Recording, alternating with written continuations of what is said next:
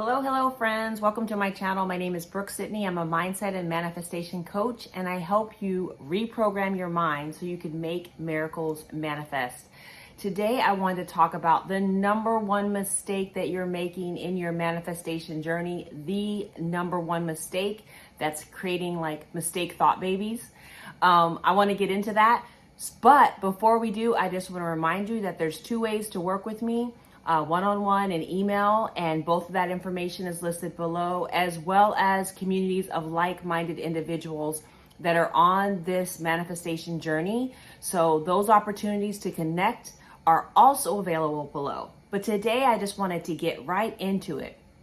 There is, I feel like, one big, massive mistake that people are making in their journey, and we can call it one big limited belief or just thought program that's running that is causing destruction in your manifestation journey.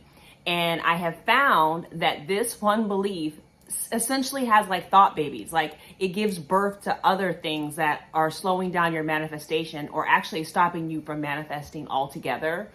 And this is the idea that you are not the operant power in your reality. And everything from there is just kind of a misrepresentation or a misunderstanding of that truth, ultimately, right? So, Neville Goddard talks about this. And I think those of us that are truly conscious creators, we know and we've experienced our power. We've experienced this truth. Us as the operant power in our universe. And you've heard me talk about it in other videos and in other teachings, that once we own that we're the operant power, once we own that we're the ones actually creating the reality that's in front of us, not the whole world's reality, your perspective, your view, how you're seeing things, how people are showing up for you, the way people are presenting, their versions of themselves to you. If you don't own that you're the operant power, you cannot consciously manifest. It's going to start creating all these other derivative beliefs that are in essence holding you back. Because owning the fact that you are the operant power, then you own the fact that you created what's around you. And conversely, that means that you're also able to step into and own that you are able to change or create a new reality. And until you actually own that belief and you feel it in your soul and you feel it in your system enough to even give yourself a chance to try to manifest the things that you want, to actually go through this journey from start to finish, from having the wish fulfilled, knowing in that place that, hey, I actually do have the power to manifest this. Because I'm seeing clients hold themselves from actually wanting what they want. And if we boil it all down, that means you don't think that you're powerful enough to have what you want. Okay? It all goes back to me to this limiting belief, this subconscious program that you don't think that you are that powerful. And honestly, we can work on that. You can work on that journey. You can work on your self-concept, and you can work on that belief by starting to manifest smaller things where you have less resistance or less programming to, or starting to notice how your conscious thoughts, being really aware of your mental diet, how your conscious thoughts are showing up in your 3D reality. You can start to build that belief. You can start to actually see that thought come into place, or that law, because it is in essence spiritual law that you are creating your environment, you are creating your reality.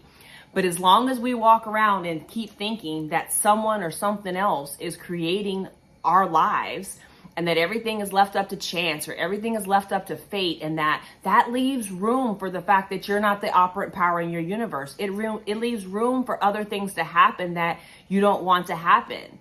It leaves room for you not to be responsible. So the moment we start to truly get behind the idea that we are the operant power and we develop our beliefs and our dreams accordingly, we allow ourselves to dream bigger. We allow ourselves to want what we want.